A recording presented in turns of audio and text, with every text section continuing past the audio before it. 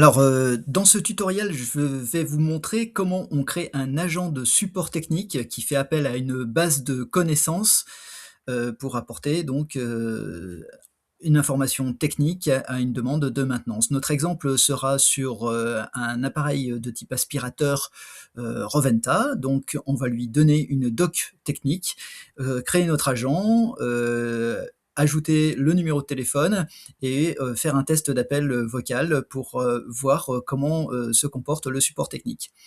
Donc tout d'abord, on va sur la partie numéro de téléphone.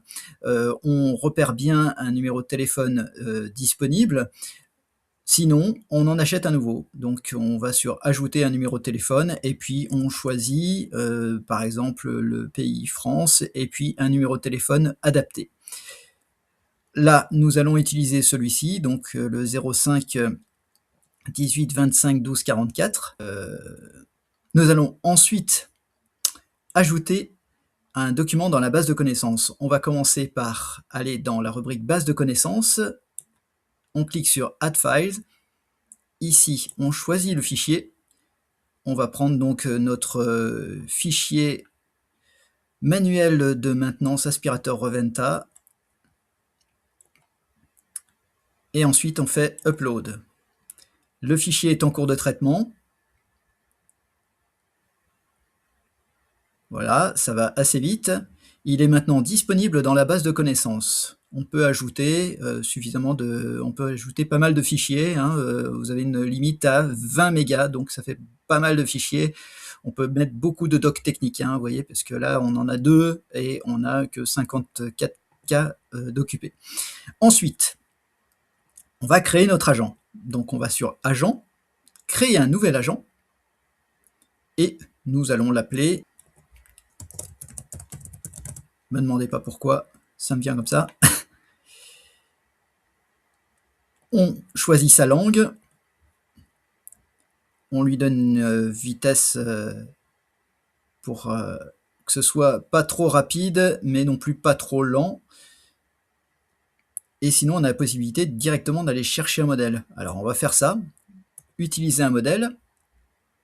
Nous, ce qu'on veut, c'est un agent de support, et on a déjà des agents de support qui sont prêts à intervenir, prêts à être insérés.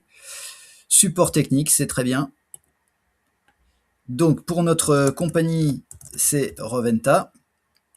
Et puis, la langue, ça va être en français. Sachant que on peut, vous allez voir par la suite, détecter automatiquement la langue de l'interlocuteur qui appelle. J'applique et je devrais avoir tous les éléments qui sont téléchargés.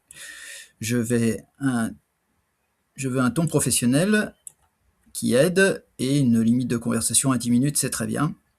Et bien sûr, un email qui avertit après l'appel, ce qui me permet d'avoir une étude qui me permet d'avoir un retour de l'appel qui a été reçu, des appels qui ont été reçus. Et bien sûr, on peut désactiver ça et les informations peuvent être tout de même envoyées sur le CRM ou sur le logiciel de RP, de façon à ce que ça puisse ensuite déclencher des tickets, le cas échéant. Donc on est en mode libre, donc en mode conversation.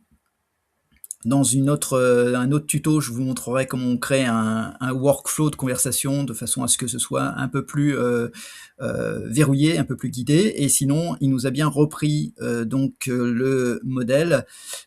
Tu es un conseiller technique pour Roventa, hein, bien sûr, ça a été puisqu'on a renseigné la compagnie, on a renseigné l'entreprise. Tu parles de façon naturelle et chaleureuse en utilisant le vouvoiement. Tu es patient, empathique et méthodique. Tu ne lis jamais un script. Voilà, donc. On a des consignes très spécifiques de façon à ce que ça simule au maximum la conversation humaine. Voilà. Support, service de support technique Roventa, ça sera le premier message. Comment puis-je vous aider? On peut donc affiner encore un petit peu le prompt ou passer directement à l'étape suivante. Dans l'étape suivante, on a l'accès à la base de données, la base de connaissances. On clique ici et on a nos documents qui sont disponibles. Alors, c'est bien celui-ci. Maintenance aspirateur Air Force 360. Je clique. Je peux lui autoriser le transfert.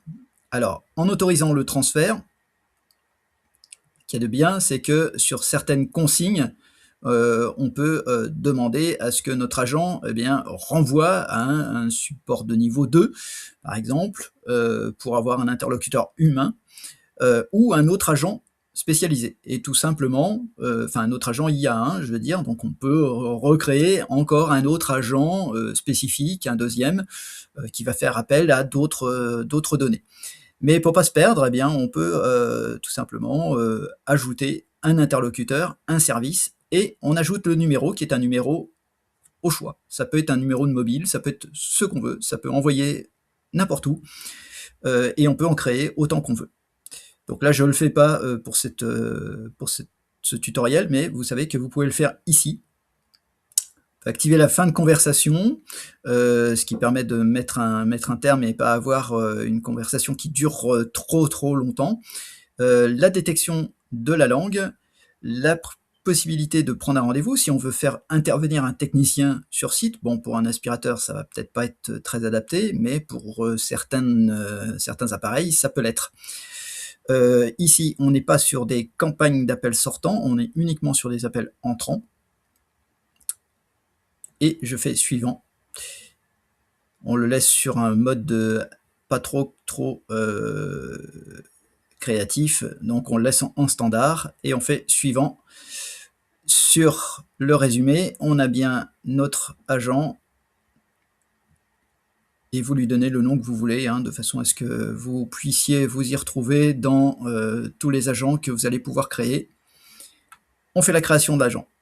Donc, Marconi Lena, et maintenant on va créer notre ligne entrante. On va sur connexion entrante, nouvelle connexion, on choisit notre agent Marceline, on choisit le numéro de téléphone, donc c'était bien 1244, et on fait créer la connexion. Et maintenant, nous allons faire un essai d'appel pour voir comment se comporte notre agent.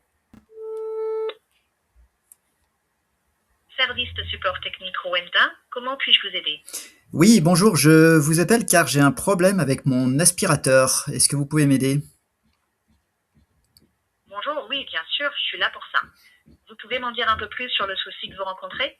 Par exemple, le modèle de l'aspirateur et ce qui se passe exactement, comme un bruit bizarre, une perte de puissance ou autre chose? Alors, c'est un 360, le modèle, et puis le problème, c'est que ça fait un sifflement. En fait, il y a deux problèmes. Il y a un sifflement quand j'aspire, et puis la brosse tourne pas bien, voire elle tourne pas du tout.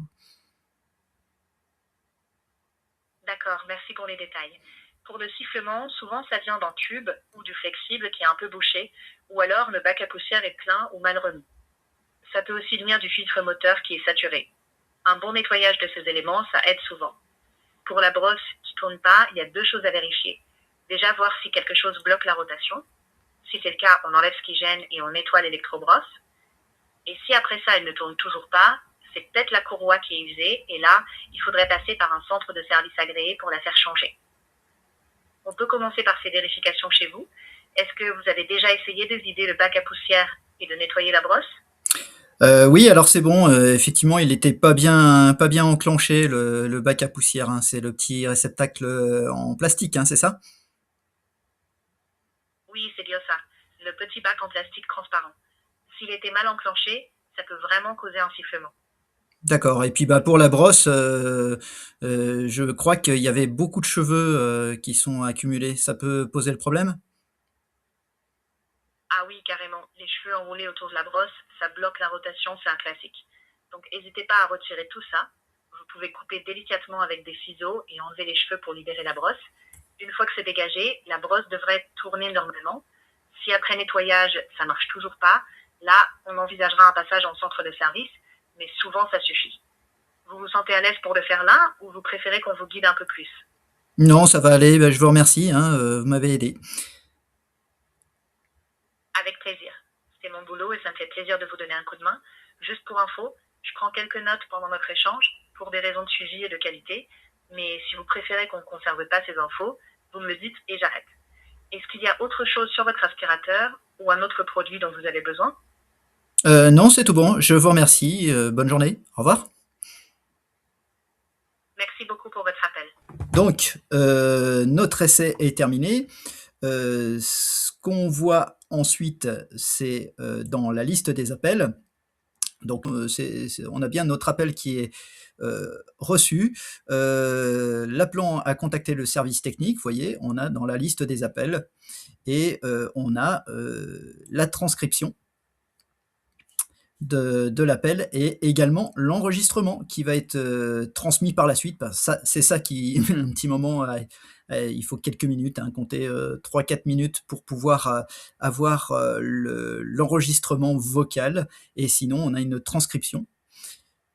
Voilà, avec, la durée de l'appel, et puis, voilà, on a la transcription totale, on a les données clients, donc on a le numéro de téléphone. Ça permet d'avoir un suivi parce que toutes ces données-là sont récupérables par l'API pour être transférées sur les logiciels de l'entreprise en post-traitement.